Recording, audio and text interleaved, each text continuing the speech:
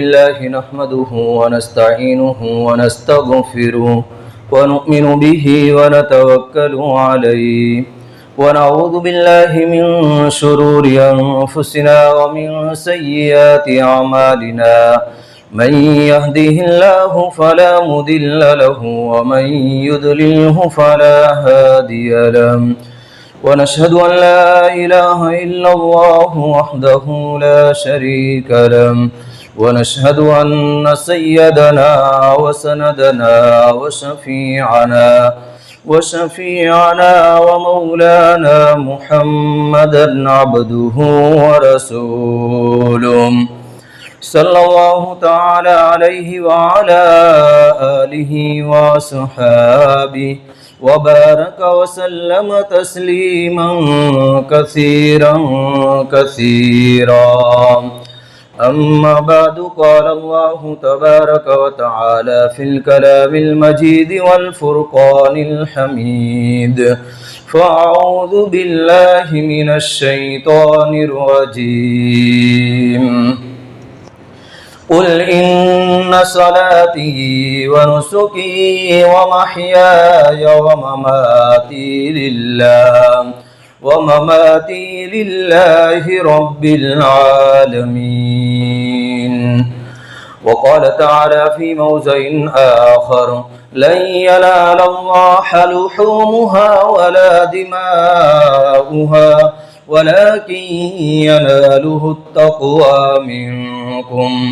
وقال النبي صلى الله عليه وسلم من وجد سعة لأن يضحي فلم يضحيه فلا يحزر مصلانا. صدق الله العظيم وصدق رسوله النبي الكريم ونحن على ذلك لمن الشاهدين والشاكرين والحمد لله رب العالمين. میرے بھائیوں، دوستوں، بزرگوں، گزشتہ 2 جمعہ سے آپ حضرات کے سامنے سیرت ابراہیمی کے متعلق بات چل رہی ہے، اور اب یہ ذی الحجہ کا پہلا عشرہ شروع ہو چکا ہے، اور آئندہ چل کر عرفہ کا دن آنے والا ہے، اور اس کے بعد میں عید الاضحیٰ قربانی کا دن آنے والی جمعرات کو آنے والا ہے. ہم سب بڑے متبرک عشرے میں داخل ہو چکے ہیں، جیسے کہ گزشتہ اس کے فضائل آپ حضرات کے سامنے پیش کیے گئے. بزرگوں،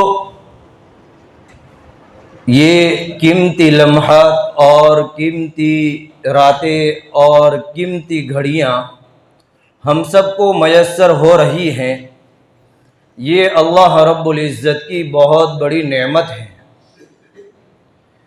اور قربانی کے ایام ہمیں ملنے والے ہیں. اللہ سے ہم دعا کریں کہ اللہ ہمیں خیر و عافیت کے ساتھ میں قربانی کے دن عطا فرمائے، اور آنے والے دنوں میں ہماری قربانی کو اللہ رب العزت کما حقہ قبول فرمائے. گزشتہ جو بات چل رہی تھی کہ حضرت ابراہیم علیہ السلام کو مختلف امتحانوں سے گزارا گیا، اور سب سے بڑا اونچا امتحان جو آپ نے پیش کیا وہ اپنے لخت جگر کی قربانی کا امتحان پیش کیا، کہ آپ نے 3 مرتبہ خواب دیکھا، اور اس کے بعد میں آپ نے یہ فیصلہ کیا کہ نہیں، مجھ سے صحیح معنوں میں اپنے لخت جگر اور نور نظر کی قربانی مانگی جا رہی ہے، اور آپ اس کے لیے تیار ہو گئے. قرآن کریم میں اللہ رب العزت ارشاد فرماتے ہیں فَلَمَّا بَلَغَ مَعَهُ السَّعْيَ قَالَ يَا بُنَيَّ إِنِّي أَرَى فِي الْمَنَامِ أَنِّي أَذْبَحُكَ فَانظُرْ مَاذَا تَرَى قال يا أبت افعل ما تؤمر ستجدني إن شاء الله من الصابرين فلما أسلما وتله للجبين وناديناه أن يا إبراهيم قد صدقت الرؤيا إنا كذلك نجزي المحسنين کہ اے میرے لخت جگر، میں خواب دیکھ رہا ہوں کہ میں تمہیں ذبح کر رہا ہوں، تمہارا کیا فیصلہ ہے، تمہاری کیا رائے ہے؟ بیٹے فرما رہے ہیں اے میرے ابا جان، آپ کر گزریے جس چیز کا آپ کو حکم دیا گیا ہے، اور ان قریب آپ مجھے صبر کرنے والوں میں سے انشاءاللہ پاؤں گے۔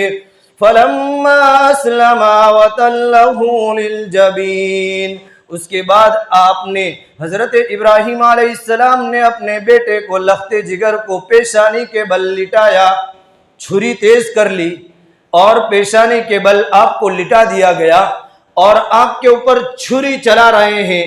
اب تیاری ہے حضرت اسماعیل کے قربان کرنے کی، اس لیے کہ اللہ کا حکم تھا اور اس میں آپ پیچھے ہٹنے والے نہیں تھے، اور چھری اتنی تیز تھی کہ اگر پتھر کے اوپر چلائی جاتی تو وہ پتھر کو بھی کاٹ دیتی، لیکن اللہ نے دیکھا کہ میرا خلیل، میرا جگری دوست اپنے امتحان میں پکا ہے، اپنے ایمان میں پکا ہے، کمزور نہیں ہے، تو اللہ رب العزت حضرت جبرائیل علیہ السلام کو جنتی دمبا لے کر کے بھیجتے ہیں، اور حضرت ابراہیم علیہ السلام جب جنتی دمبا کو دیکھتے ہیں تو اس وقت حضرت اسماعیل علیہ السلام جس چھری کے نیچے قربان ہونے والے تھے، اللہ رب العزت نے ان کی جگہ کے اوپر جنتی دمبا بھیج دیا۔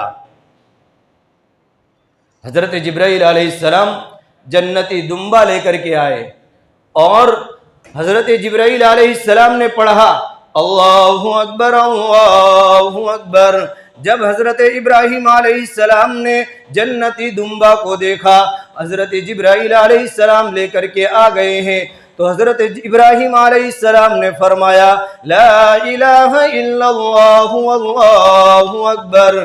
اور جس وقت حضرت اسماعیل علیہ السلام نے دیکھا کہ میری جگہ کے اوپر قربانی کے بدلے کے اندر جنتی دمبا آ گیا ہے، تو حضرت اسماعیل علیہ السلام نے پڑھا اللہ اکبر وللہ الحمد۔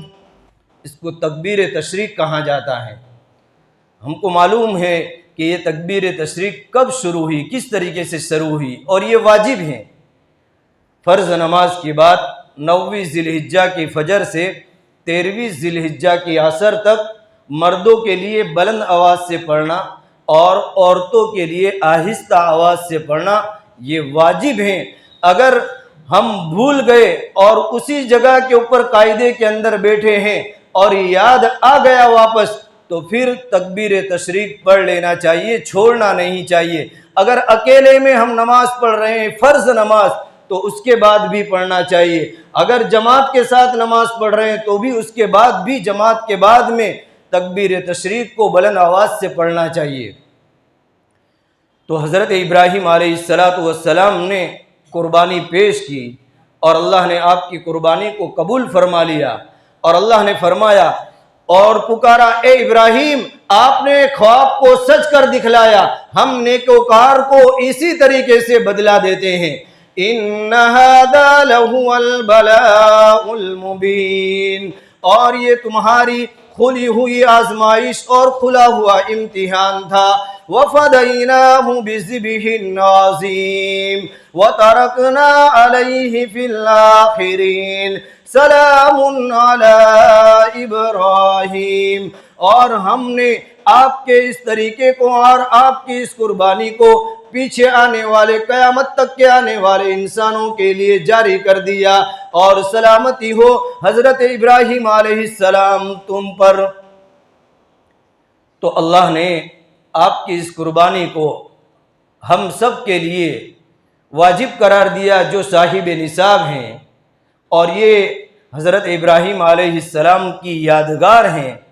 حضرت زید بن ارقم رضی اللہ تعالیٰ عنہ فرماتے ہیں کہ اللہ کے نبی علیہ السلام سے صحابہ کرام رضوانullah تعالی علیہم اجمعین نے پوچھا ما هذه الاضاحی یا رسول اللہ، اے اللہ کے رسول صلی اللہ علیہ وسلم یہ قربانیاں کیا چیز ہیں؟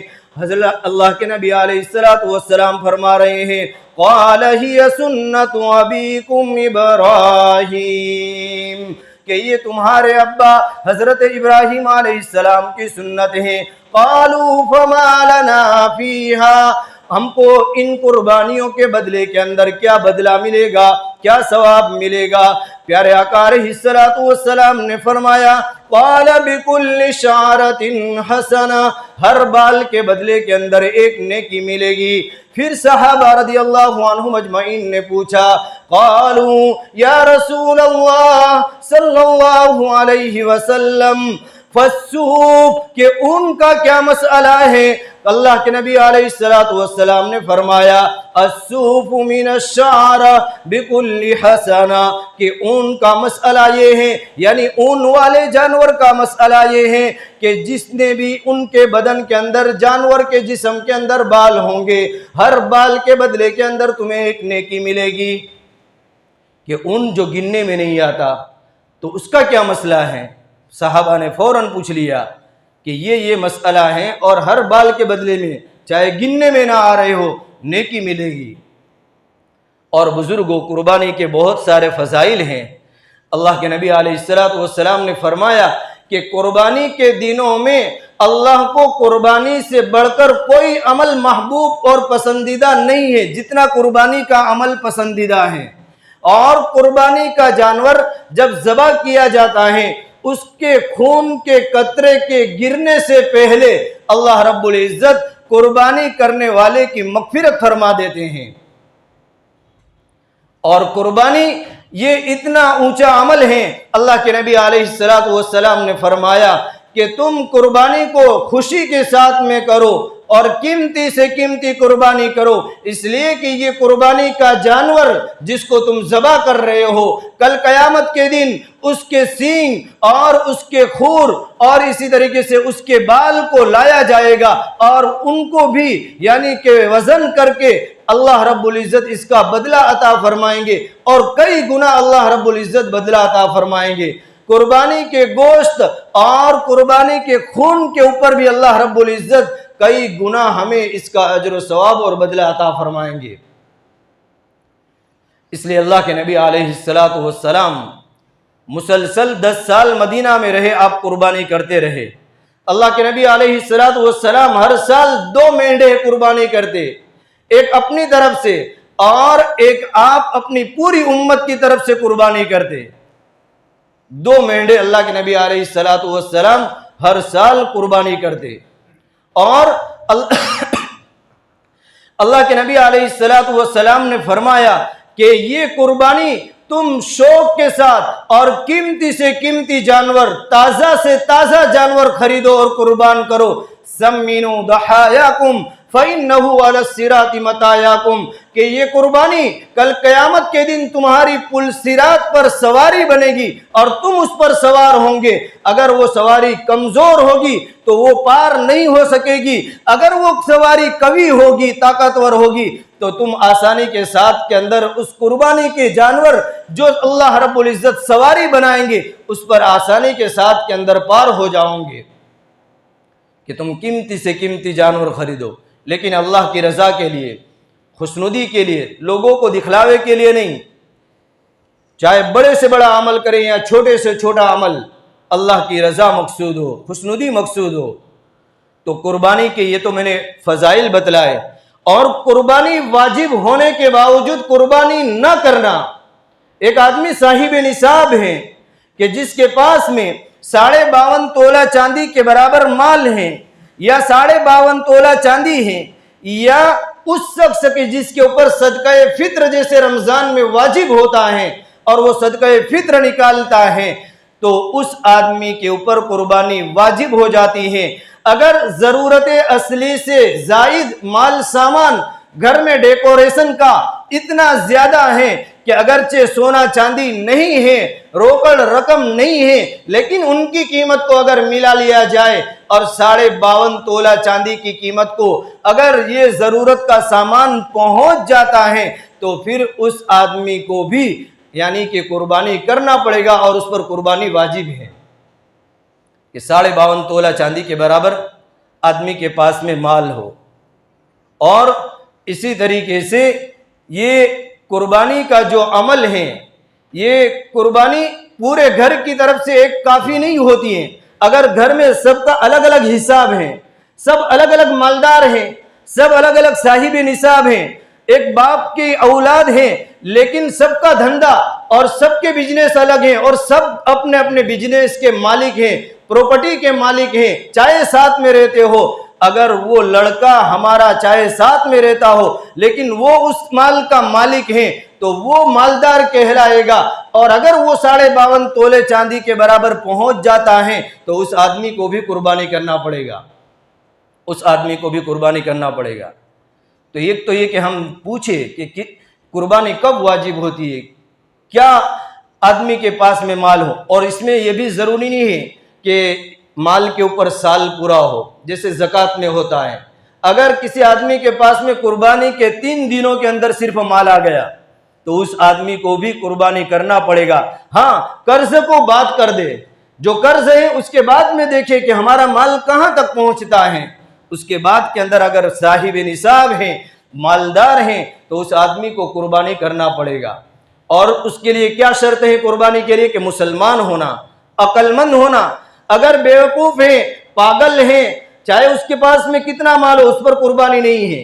ایک تو مسلمان ہونا، عقل مند ہونا اور بالغ ہونا۔ نابالغ کے پاس میں مال ہے تو اس پر قربانی نہیں ہے۔ آزاد ہونا، صاحب نصاب ہونا، آزاد ہونا اور اسی طریقے سے صاحب نصاب ہونا۔ اگر یہ شرط ہے اور ایک مقیم یعنی کہ کوئی مسافر نہیں ہے، شرعی مسافر نہیں ہے، تو اس آدمی کے اوپر بھی قربانی واجب ہے۔ اور اگر وہ شرعی سفر میں مسافر ہیں تو پھر اس آدمی کے اوپر قربانی واجب نہیں ہے۔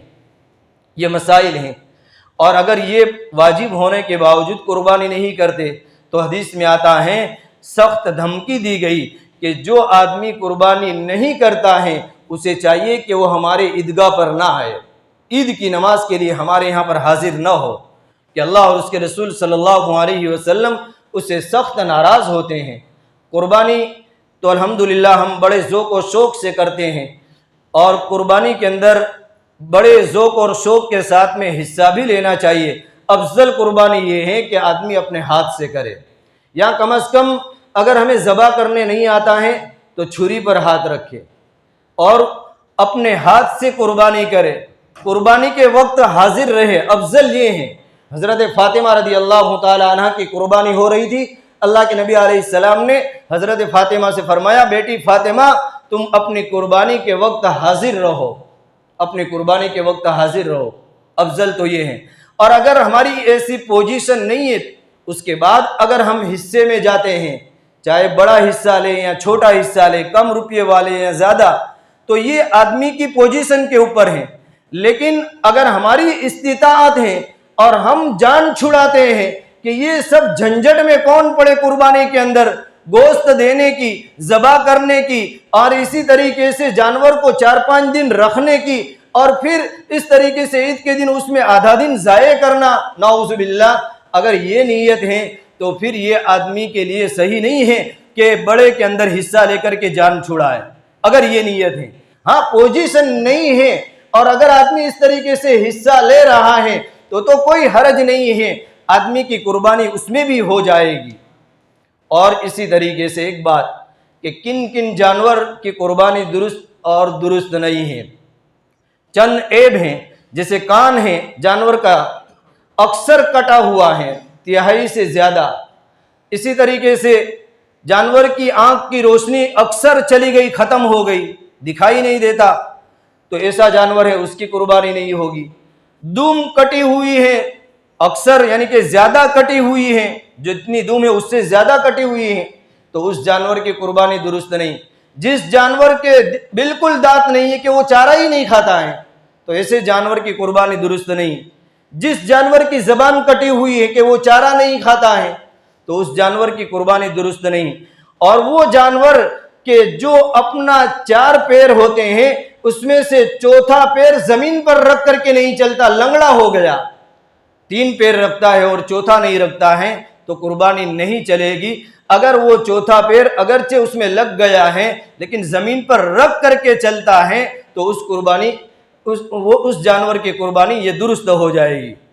तो ये चीज़ें हैं जानवरों के अंदर जो ऐब हैं उसके बारे में भी तहकीक करनी चाहिए। बड़े जानवरों में, छोटे जानवरों में, उसके थनों के अंदर भी, कि अगर 2 थन में बड़े जानवर के 4 थन में से 2 में दूध नहीं उतरता है तो कुर्बानी नहीं होगी। छोटे जानवर में से 2 में से 1 में थन में दूध नहीं उतरता है या सूख गया है तो फिर उस जानवर की कुर्बानी दुरुस्त नहीं होगी, या अचार कट गया है तो कुर्बानी दुरुस्त नहीं होगी। तो इस तरीके से कुर्बानी की इन चीज़ों को हम देखें और इस तरीके से उसके बाद में जानवर को खरीदे और इसके बाद में हम कुर्बानी करेंगे तो इंशाअल्लाह हमारी कुर्बानी दुरुस्त होगी और कुर्बानी कबूल भी होगी। इसी तरीके से बुजुर्गों और दोस्तों, कुर्बानी के दिनों के अंदर अल्लाह को कुर्बानी से बढ़कर महबूब और पसंद अमल, यानी कुर्बानी का जितना पसंद अमल है उससे ज़्यादा कोई अमल नहीं है। इसलिए हम कुर्बानी के जानवर को ज़बा करने का जो अमल है वो सबसे पहले मुकद्दम रखे कि सबसे पहले हमारी कुर्बानी हो। वासीद में भी कर सकते हैं, तरवासीद में भी कर सकते हैं, लेकिन हमारी कुर्बानी ईद के दिन हो, ये अफजल अमल है कि कुर्बानी ईद के दिन करेंगे तो और ज़्यादा अजर व सवाब मिलेगा। आम दूसरे 2 दिनों के अंदर भी करेंगे तो अजर व सवाब मिलेगा, लेकिन पहले दिन के अंदर फजीलत बढ़ी हुई है। और इसी तरीके से कुर्बानी को हम करेंगे तो सुन्नत तरीके के मुताबिक कुर्बानी करें। सुन्नत तरीके के मुताबिक कि हम जानवर को ज़बा करने से पहले घास, चारा, पानी वगैरह दे। भूखा प्यासा जानवर को ज़बा ना करे, एक जानवर के सामने दूसरे जानवर को ज़बा ना करे।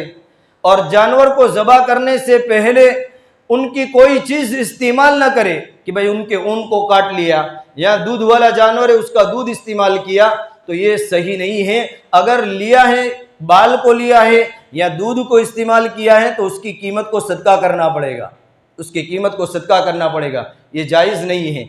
और जानवर को लिटाने से पहले छुरी तेज कर ले और जानवर को बिस्मिल्लाह अल्लाहु अकबर कह करके ज़बा करे। अगर जानबूझकर किसी ने बिस्मिल्लाह अल्लाहु अकबर को छोड़ दिया तो वो जानवर हराम हो गया, और अगर भूल करके छोड़ दिया, भूल से बिस्मिल्लाह अल्लाहु अकबर, तो वो जानवर हलाल हो जाएगा।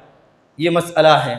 और इसी तरीके से जानवर को लिटाएंगे किबले की तरफ, उसके बाद के अंदर ये दुआ पढ़ेंगे, इन्नी वज्जहतु वजहिया लिल्लज़ी फ़तरस समावाति वल अर्द हनीफ़न वमा अना मिनल मुशरिकीन कुल इन्न सलाती व नुसुकी व महयाया व ममाती लिल्लाहि रब्बिल आलमीन ला शरीक लह व बिज़ालिका उमिरतु व अना अव्वलुल मुस्लिमीन। ये दुआ पढ़ेंगे, उसके बाद में बिस्मिल्लाह अल्लाहु अकबर कह करके छुरी चलाएंगे, और छुरी इस तरीके से चलाएंगे कि 4 रगें कट जानी चाहिए। अगर 4 में से 3 रग कट गई, जानवर की 2 खून की रग होती हैं, एक घास वगैरह खाने की रग होती हैं, और इसी तरीके से एक सांस की रग होती हैं, 4 रगें होती हैं, उसमें से 3 रगों का काटना तो जरूरी है, ऐसे 4 काटना चाहिए, लेकिन अगर 3 कट गई तो जानवर ये हलाल हो जाएगा।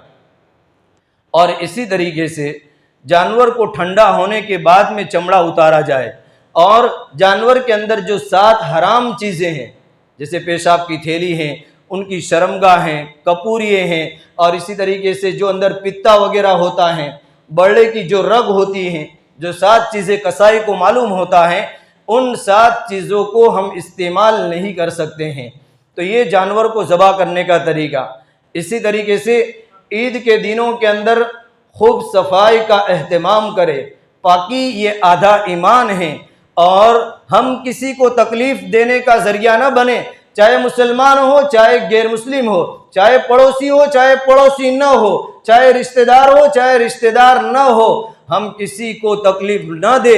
हम ये पसंद नहीं करते हैं कि हमारे घर पर कोई गंदी चीज़ को डाल करके चला जाए, तो हम कैसे पसंद करेंगे कि हम अपने भाई के घर के ऊपर गंदी चीज़ को डाल करके आए।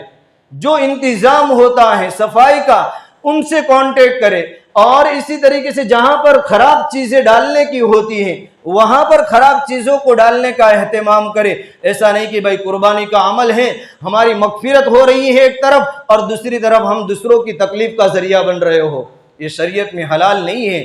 حجر اسود کا بوسہ دینا یہ وہاں پر بہت بڑی فضیلت ہے کعبۃ اللہ کے اندر، لیکن کسی کو دھکا دے کر کے اگر کوئی حجر اسود کو بوسہ دینے جا رہا ہے تو یہ حرام کام ہوگا، یہ حرام کام ہوگا۔